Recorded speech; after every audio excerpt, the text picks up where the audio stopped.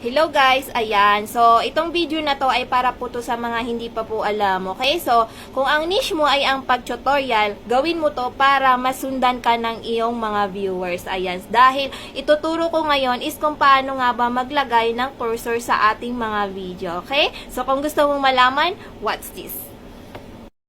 So guys, itong gamit kong phone is Redmi 10 Pro, ayan. So may iba kasi yung settings ng cellphone natin, ayan. So dito is hanapin muna natin yung additional setting. And then guys, 'di ba napapansin niyo wala tayong developer option? Ayan, developer option ang hinahanap natin. So ang gagawin natin is maglalagay tayo. Ayan, kasi hindi pa tayo activated. Ayan. So ayan, maglagay tayo. So punta tayo sa about phone.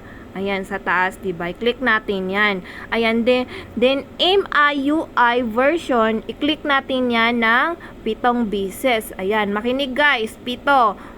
Pindutin natin yan ng 7 beses. Ayan, 1, 2, 3, 4, 5, 6, 7. Ayan, so, you are now a developer. Ayan, so, meron na tayo guys. Ayan, so, punta ulit tayo sa settings and then hanapin natin yung additional settings again. Ayan.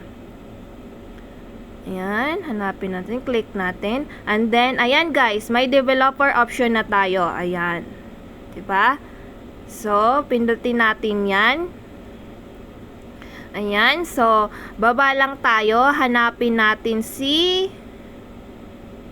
Ayan, hanapin natin. Wait lang. Ayan, hanapin natin. May ito turn on lang tayo.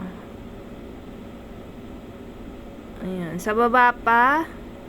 Ayan. So, i-ano natin yung show tabs. Ayan, i-on natin yan. Dapat naka-enable yan. Ayan. So, on na siya.